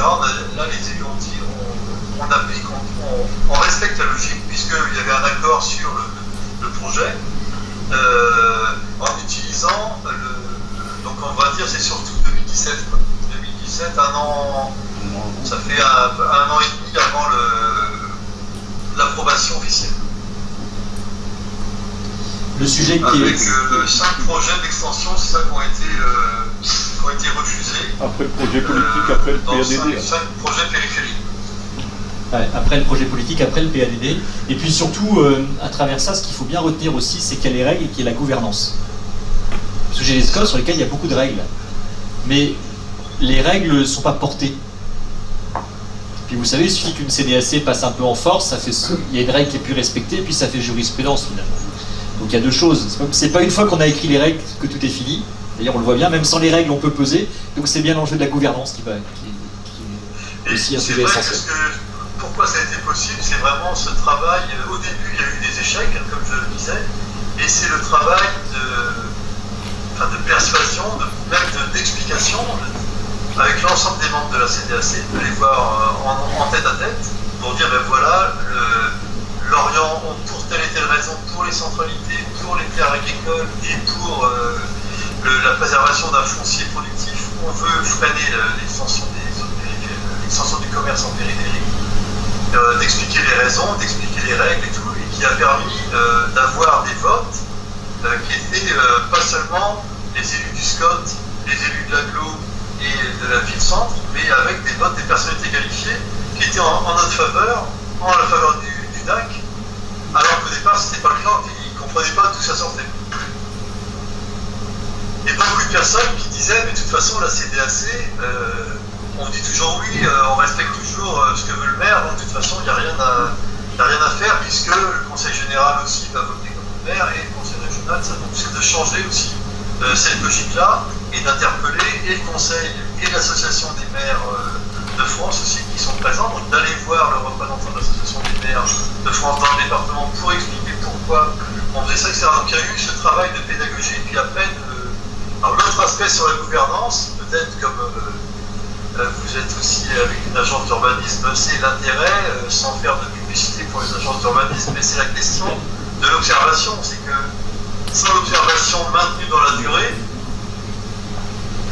c'est très compliqué de s'entendre sur ce qui se passe, parce que tout le monde peut dire mais oui, moi j'ai vu telle enseigne, ils m'ont dit que maintenant les choses avaient changé, etc. C'est d'avoir une mesure dans la durée, qui fait que, avec aussi faire intervenir des experts comme vous le faites, mais d'avoir aussi une observation locale qui permet de mesurer les choses et de pouvoir s'appuyer là-dessus pour prendre des décisions.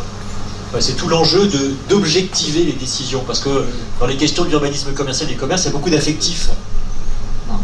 Il y a aussi la question de l'emploi. Rappelez-vous, on avait tout de suite évacué la question de l'emploi dès le départ, en montrant d'ailleurs, on l'avait fait aussi sur l'Orient, que les mètres carrés commerciaux ne créent plus d'emplois aujourd'hui.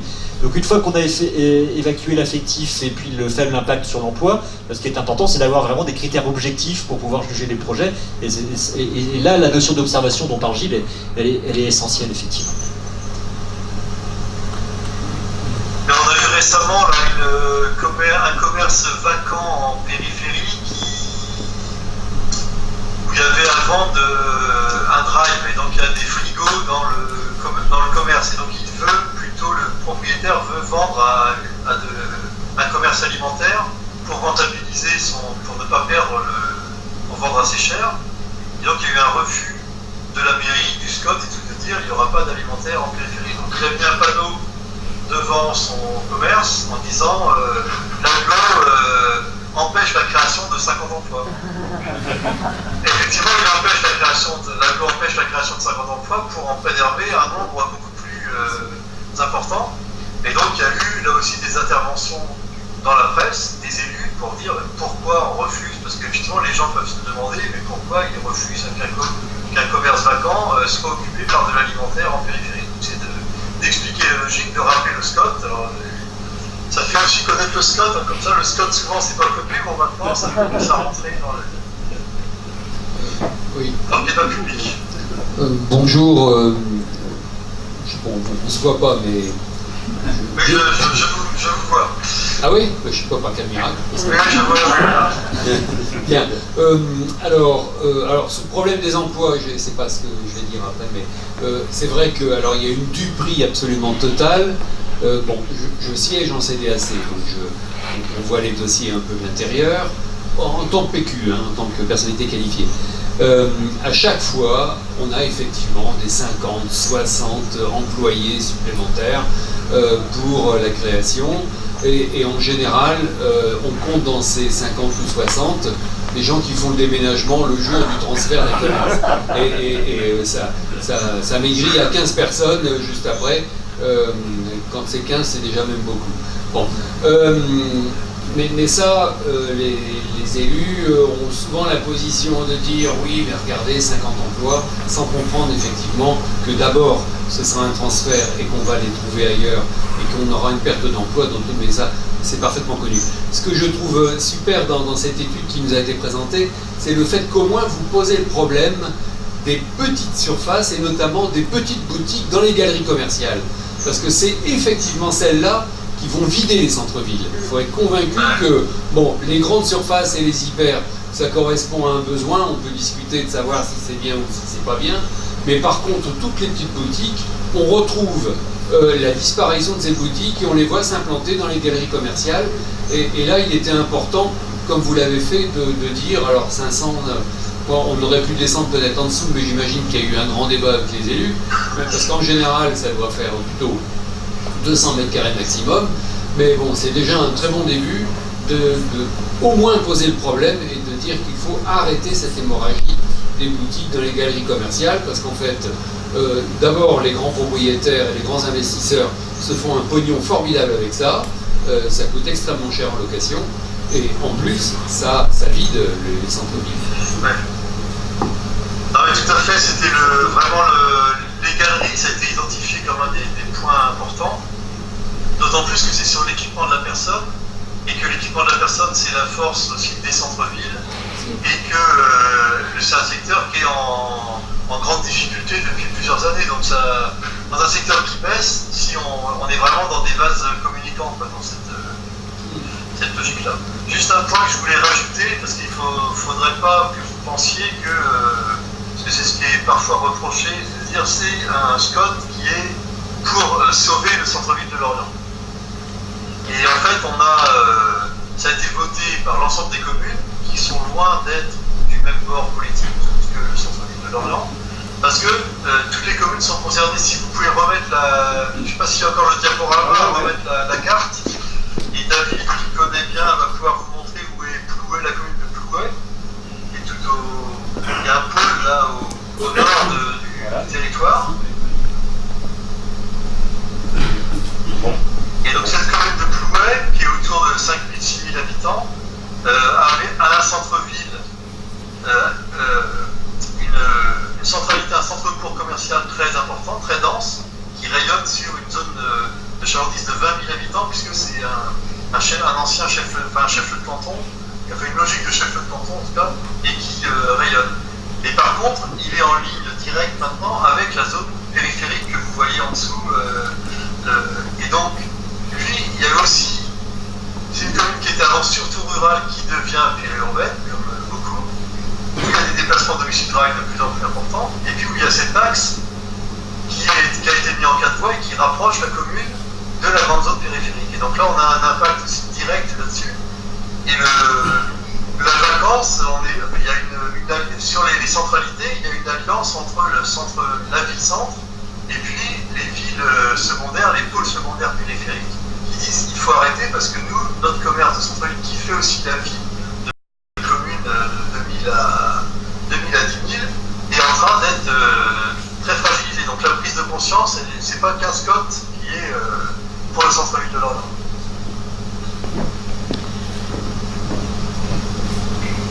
On peut aussi peut-être parler de l'exemple, j'ai oublié le nom de la commune, Gilles, Guidel, du superbe Guidel, parce que qui était assez intéressant aussi, où effectivement il y a eu un refus pour le déplacement, et finalement aujourd'hui j'entendais dire qu'il disait finalement il est en train de reconstituer son magasin sur site existant, et que finalement il trouve que c'est une bonne idée.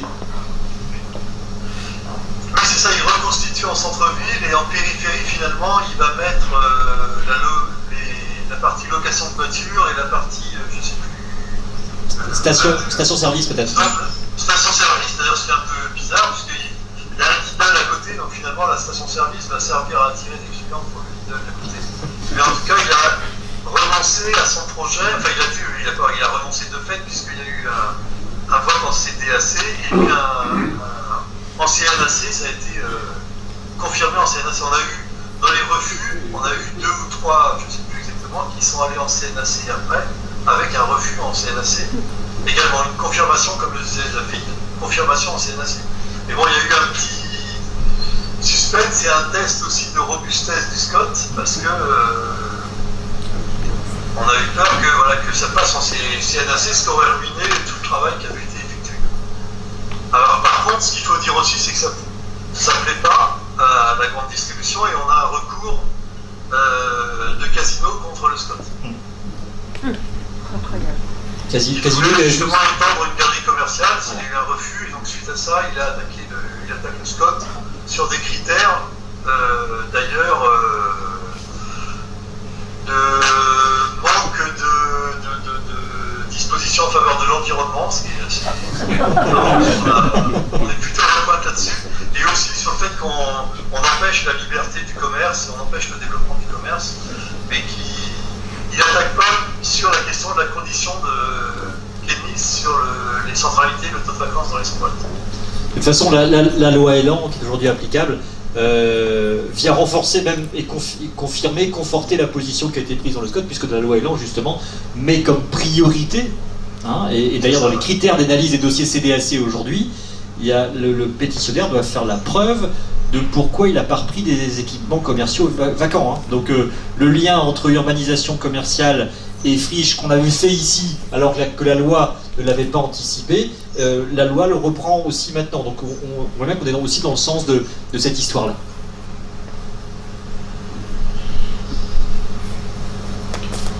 Avez-vous d'autres questions, monsieur?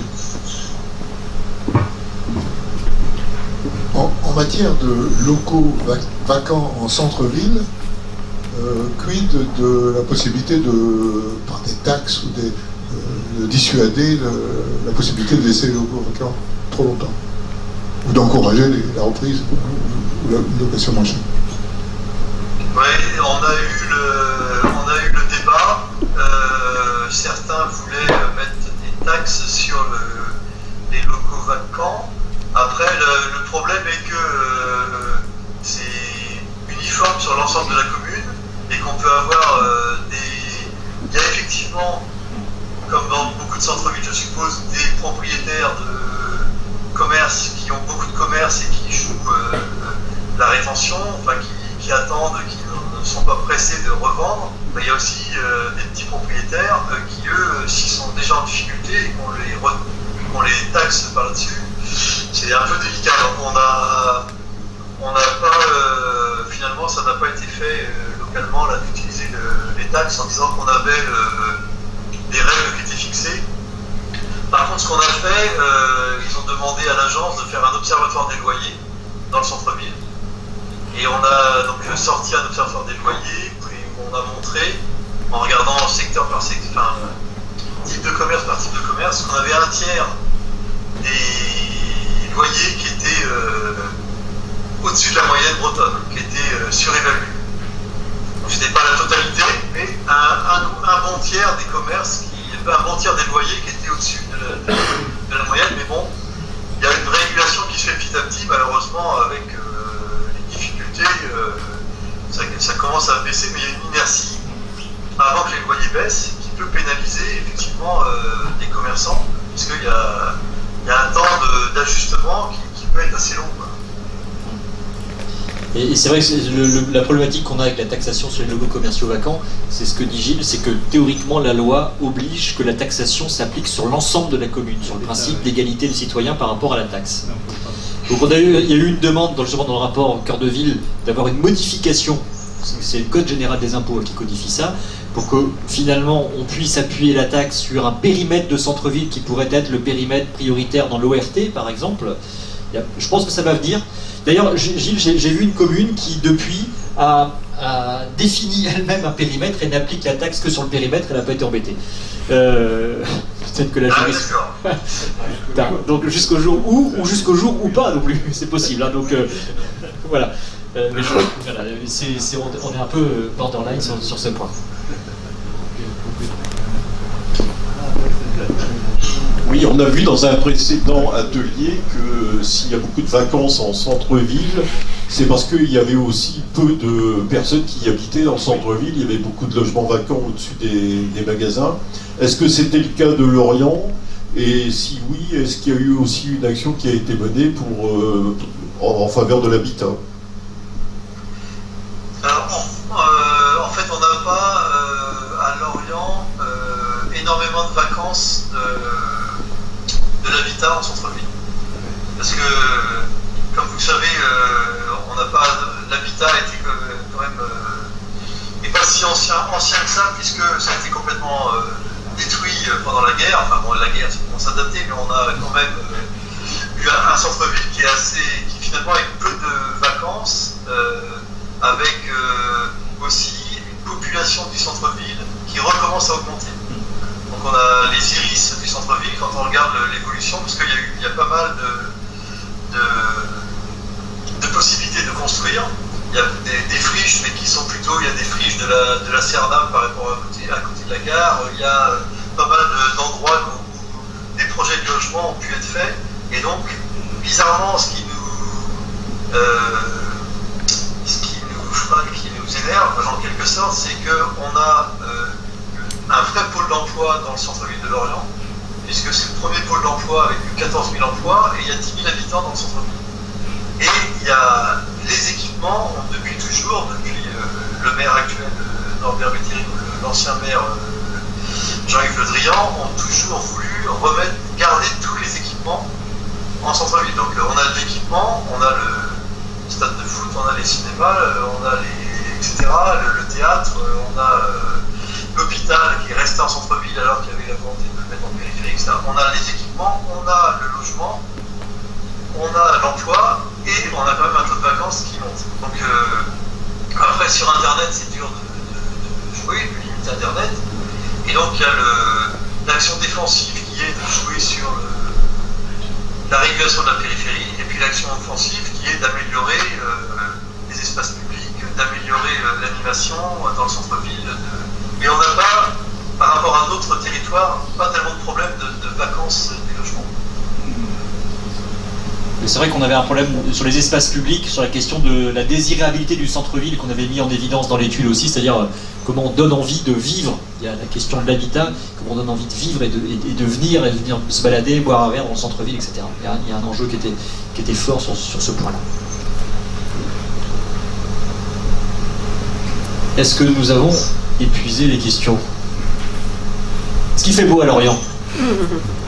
Bah, il fait nuit, même c'est beau cet après-midi. Ah. La tempête est passée, elle va arriver chez vous bientôt. Je crois que c'est bon, on est dedans. Bon, bien Gilles, il nous reste à te remercier de ta participation. Hein, en tout cas, je trouvais ça intéressant en termes de témoignage. Hein.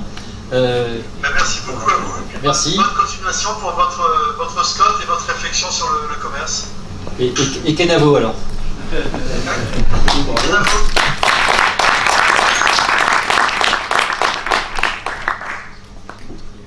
Donc voilà, ça nous a permis d'illustrer la théorie sur les règles d'urbanisme.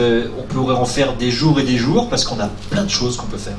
Et je crois que l'exemple du principe de conditionnalité est assez intéressant. C'est qu'à travers toutes les règles que l'on a, on peut mixer. Mais l'important, c'est d'avoir un projet.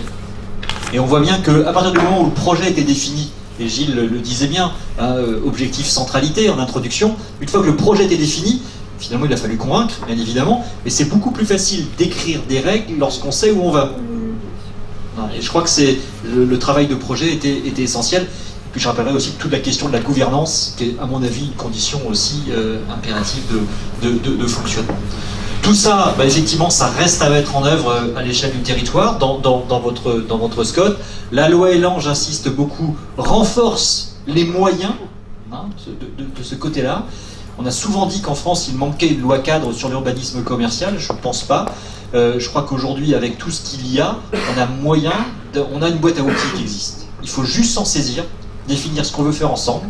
Et surtout, à mon avis aussi, de ne pas avoir peur de bousculer et de ne pas avoir peur d'une chose, de passer d'un rôle, et on en parlait tout à l'heure, de régulation, c'est-à-dire qu'on voulait réguler, c'est-à-dire pas trop mais quand même, etc., à un rôle de transformation, où à un moment il va falloir agir, parce que le commerce il change. Et donc il va falloir que les SCOT accompagnent, déclenchent, stimulent cette transformation, et automatiquement ça va nécessiter de reprendre autrement la question des règles. Je pense qu'on a un enjeu très fort sur ce sujet, dont on parlera en plénière aussi, sur cet enjeu de la transformation du commerce et de la transformation des territoires. Donc voilà ce qu'on pouvait dire pour ce soir. Je vous laisse conclure. Oui, juste pour indiquer que c'est notre dernier atelier du cycle d'animation territoriale que l'agence a engagé cette année, depuis septembre. Vous invitez évidemment à être le plus nombreux possible le 24 avril prochain à Lens. Nous ne connaissons pas encore le lieu exact parce que nous cherchons une salle appropriée à l'accueil des participants et puis aussi dans le cadre de se caler avec le déroulé qu'on a envisagé, avec David Lestou bien entendu.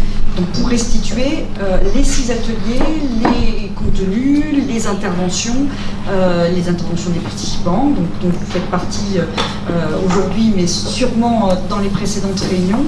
Et puis, deuxième sujet que je voulais aborder avec vous ce soir, avant de vous inviter, comme de coutume, à finir cette séance avec un petit pot et une collation, c'est on se questionne, on y a réfléchi d'ailleurs juste avant de vous rejoindre ici, on se questionne sur la poursuite de l'accompagnement de l'agence dans une poursuite du cycle d'animation territoriale sur le sujet. On ne sait pas encore très bien, on cherche les voies, on cherche aussi vos besoins. Donc ne vous étonnez pas, tous les participants aussi de cet atelier, on va vous questionner dans les jours prochains pour avoir un petit peu votre retour individuel de ce qu'il vous semble être en besoin, nécessité de poursuivre et en quoi l'agence pourrait définir ou continuer à vous accompagner le territoire dans ses mutations et transformations, pour reprendre et paraphraser David à l'instant, parce qu'effectivement, on a finalement ébauché dans ces 6 ateliers les problématiques, les thématiques et les enjeux qu'il y a lieu d'avoir en tête pour aborder la transformation du territoire, mais on est loin d'avoir toutes les solutions, ou en tout cas d'imaginer pour le territoire les meilleures solutions possibles. Et c'est peut-être là-dessus qu'il faut maintenant travailler ensemble. On accompagne les territoires dans les révisions de SCOT, agence d'urbanisme, outil qui est assez dédié pour faire ce genre de choses. Donc on souhaite pouvoir, dans les 2 années, 3 années qui viennent, pouvoir poursuivre, et peut-être sur cette thématique, poursuivre une animation territoriale spécifique sur le sujet. J'ai vu j'ai entendu plus exactement que notre présidente du SCOT de l'Artois avec quelques interrogations sur les enjeux qui avaient été évoqués ce soir. L'objectif, c'est évidemment de continuer à accompagner les territoires. Donc si vous pouviez nous faire remonter par mail vos attentes, de façon à ce qu'on voit comment on peut poursuivre l'animation territoriale, alors dans un format à définir. Est-ce que c'est poursuivre celui qu'on a engagé cette année? Peut-être pas. Peut-être qu'il y a d'autres formules à envisager. Là, on est vraiment à l'écoute de vos propositions.